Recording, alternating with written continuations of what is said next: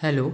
आज हम लोग इस वीडियो में डू वाइल लूप को पढ़ने जा रहे हैं। पिछली वीडियो में हम लोगों ने फॉर लूप और वाइल लूप को ख़त्म कर लिया था और उनसे रिलेटेड कई सारे प्रोग्राम को भी सॉल्व किया था। आज हम लोग इस वीडियो में सिर्फ डू वाइल लूप को पढ़ेंगे और जानेंगे आखिर किस तरीके से हम लोग डू वाइल लूप का यूज़ करके भी इटरेशन को परफॉर्म कर सकते हैं अपने प्रोग्राम में। ये वो नोट्स हैं जिनका यूज़ करके मैं आपको पढ़ाऊंगा। इन नोट्स के डाउनलोडिंग का लिंक मैं आपको वीडियो के डिस्क्रिप्शन में अवेलेबल करा दूंगा। आप वहाँ से इन नोट्स को फ्री ऑफ कॉस्ट डाउनलोड कर सकते हैं। वीडियो के दौरान अगर आपको कोई डाउट है जो कि क्लियर ना हो तो वो चीज़ आप कमेंट बॉक्स में पूछ सकते हैं, नहीं तो सोशल मीडिया लिंक वीडियो के डिस्क्रिप्शन में मेरे अवेलेबल हैं, आप वहाँ पर आके मुझसे अपने डाउट को क्लियर कर सकते हैं। तो चलो यार वीडियो को स्टार्ट करते हैं।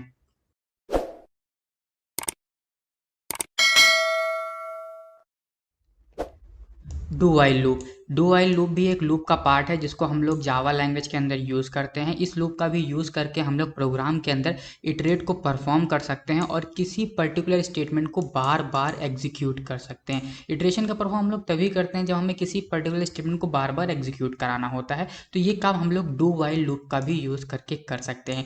जो चीज़ मैंने आपको बताई उसी चीज़ को मैंने यहाँ पर लिख भी रखा है इन नोट्स के अंदर कि it is use to iterate a part of program repeatedly until the specific condition is true. मतलब कि हम लोग अपने प्रोग्राम के किसी पार्ट को बार बार इटरेट करा सकते हैं जब तक हमारी कंडीशन ट्रू है। कंडीशन कौन सी? वो कंडीशन जो हम लोग इस डू वाइल में लगाते हैं। जब तक वो कंडीशन सही होगी तब तक हमारा जो वो पार्ट है जो कि उस लूप के अंदर लिखा हुआ है वो बार बार एग्जीक्यूट होता रहेगा। यहाँ पर एक नई चीज़ मैंने लिखी है, it is a exit control loop. देखो जो डू वाइल लूप होता है ये एग्जिट कंट्रोल लूप होता है। फॉर लूप और वाइल लूप ये दोनों एंट्री कंट्रोल लूप होते हैं, बट ये एग्जिट कंट्रोल लूप होता है। एग्जिट कंट्रोल लूप का मतलब कि जो इसका जो कंट्रोल स्टेटमेंट होता है, मतलब कि उसकी जो कंडीशन ही प्रोग्राम को कंट्रोल करती है, कितनी बार प्रोग्राम चलना है, कितनी बार कब जाके उसको स्टॉप होना है, कब उसको स्टार्ट करना है। सारी चीज़ कंडीशन के ऊपर डिपेंड होती है। कंडीशन ट्रू तो लूप चलेगा, कंडीशन फॉल्स तो लूप नहीं चलेगा।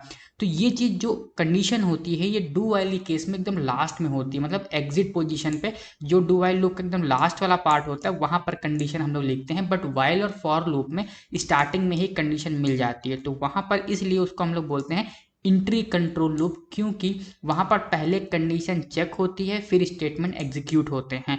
मतलब कि जो कंट्रोल स्टेटमेंट होता है वहां से उसको एंट्री मिलती है, इस वजह से हम लोग उसको इंट्री कंट्रोल लूप बोलते हैं।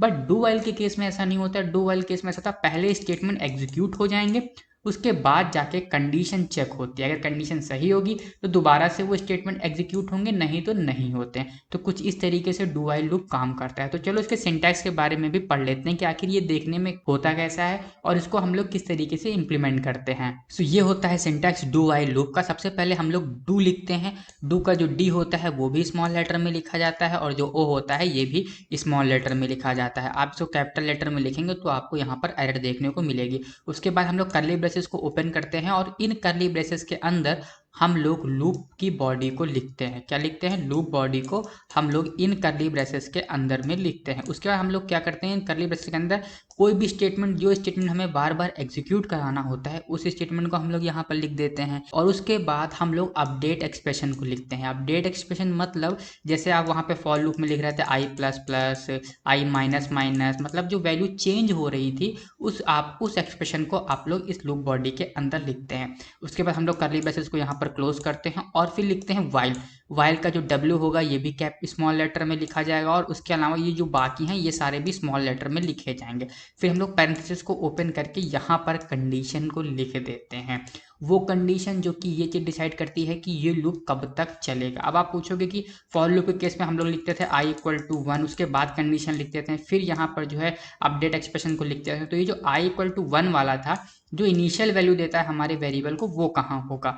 उसके लिए हम लोग पहले से ही यहाँ पर एक वेरिएबल को इनिशियलाइज कर लेते हैं और वो वेरिएबल उसके लिए इनिशियल वैल्यू की तरह काम करता है। तो यहाँ पर ये कुछ इस तरीके से काम करता है। सबसे पहले आएगा, स्टेटमेंट को एग्जीक्यूट करेगा, उसके बाद जो भी वैल्यू है उसको अपडेट करेगा, फिर आके वो कंडीशन को चेक करेगा। अगर कंडीशन ट्रू तो फिर से आएगा, स्टेटमेंट को एग्जीक्यूट करेगा, वैल्यू को अपडेट करेगा, फिर से कंडीशन चेक करेगा। कंडीशन अगर ट्रू तो फिर से यही काम करेगा, कंडीशन फॉल्स तो क्या करेगा, यहीं पर लूप हमारा स्टॉप हो जाएगा।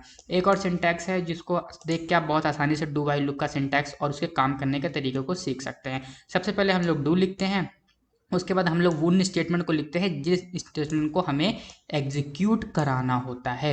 उसके बाद हम लोग चेंजिंग पॉइंट मतलब कि जो उस वैल्यू पे हम लोग काम कर रहे हैं उस वैल्यू को हमें कितना चेंज करना है उसको हम लोग यहाँ पर लिख देते हैं। फिर हम लोग कर्ली ब्रेसेस को क्लोज करके वाइल को लिखते हैं और फिर एंडिंग पॉइंट मतलब कि कंडीशन को लिख देते हैं। जब वो हमारी कंडीशन होती है फॉल्स, तब जो है हमारा ये जो लूप होता है वो एग्जीक्यूट करना स्टॉप कर देता है। बट जैसे ही हमारी कंडीशन जब तक ट्रू है तब तक ये लूप एग्जीक्यूट किया करता है। तो अगर आपके एग्जाम में डू व्हाइल लूप का सिंटैक्स आए तो आपको यहाँ पर ये वाला सिंटैक्स लिखना है, ये वाला सिंटैक्स नहीं लिखना है। ये तो मैंने बस आपको समझाने के लिए लिख दिया ताकि आपको आसानी से समझ में आ जाए।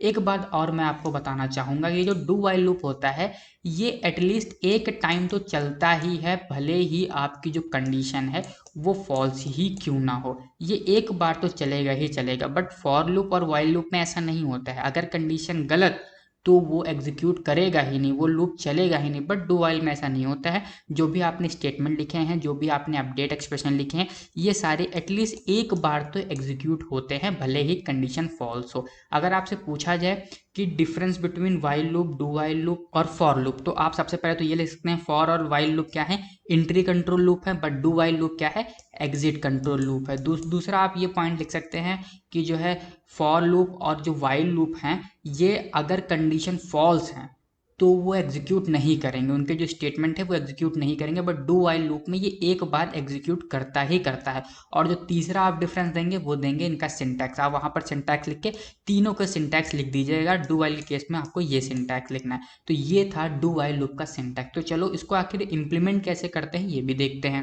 Right a program that print table of 5। हमें एक प्रोग्राम बनाना है जो कि 5 के टेबल को प्रिंट कर दे।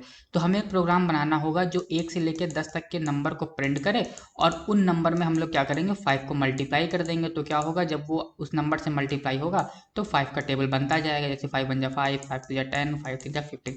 इस कॉन्सेप्ट का यूज़ करके हम लोग टेबल को बहुत आसानी से प्रिंट कर सकते हैं। तो देखो मैंने यहाँ पर क्या किया, सबसे पहले एक वेरिएबल को डिक्लेयर कर लिया, उसके बाद उस वेरिएबल की वैल्यू को असाइन कर दिया जो कि मैंने कर दिया i इक्वल टू 1। फिर हमने डू को ओपन किया, कर्ली ब्रेसेस को ओपन किया और इन कर्ली ब्रेसेस के अंदर लूप की बॉडी लिख दी जहाँ पर हमने लिखा system dot out dot print i into 5। फिर हमने क्या किया, अपडेट एक्सप्रेशन में आकर यहाँ पर लिख दिया i plus plus curly braces close और यहाँ पर हमने कंडीशन लिख दी। कंडीशन क्या लिखी, i less than equal to 10। मतलब कि ये लूप तब तक चलेगा जब तक i की वैल्यू या तो 10 के इक्वल है या तो 10 से छोटी है। जैसे ही i की वैल्यू 10 से बड़ी होती है वैसे ही ये जो कंडीशन हो जाएगी फॉल्स और जो हमारा जो लूप है वो यहाँ पर स्टॉप कर जाएगा। आप देखो यहाँ इसको हम लोग चला के देखते हैं कि आखिर चलेगा कि नहीं चलेगा। i की इनिशियल वैल्यू कितनी दी मैंने, 1 दी। अब ये क्या करेगा, सबसे पहले इसके पास आएगा।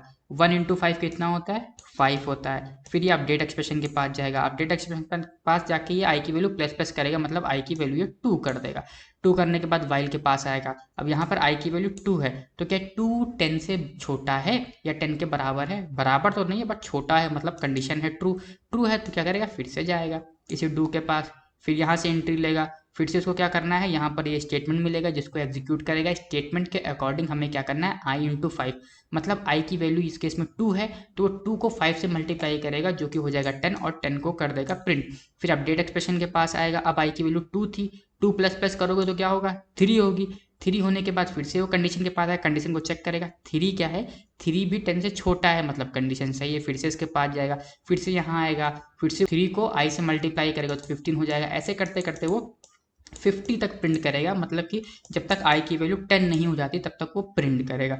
प्रिंट करने के बाद जब i की वैल्यू होगी 11 तो यहाँ पर आया, कंडीशन को चेक करेगा और ये जो प्रोग्राम है ये हो जाएगा स्टॉप। हमारा जो लूप है ये वर्क करना स्टॉप हो जाएगा क्योंकि i की वैल्यू हो चुकी है 11 और जो 11 वैल्यू है i की वो इस कंडीशन को फॉलो नहीं करती है। उस केस में ये कंडीशन फॉल्स है तो यहाँ पर ये जो हमारा जो लूप है ये काम करना बंद कर देगा और जो हमारा ये लूप है वो ये आउटपुट को प्रोड्यूस कर देगा। 5 का टेबल जो है ये प्रोड्यूस कर देगा। मैं इस टेबल को चाहूँ तो आपको जो है ब्लूजे में जाके करवा सकता हूँ, बट इस प्रोग्राम को मैंने फॉर के केस में भी कराया था, वाइल के केस में भी कराया था। अब मैं डू वाइल के केस में नहीं कराऊंगा, आप खुद से कर लीजिएगा। फिर भी अगर आपको कोई डाउट आता है तो आप मुझसे पूछ सकते हैं। तो ये था ओवरऑल डू वाइल लूप।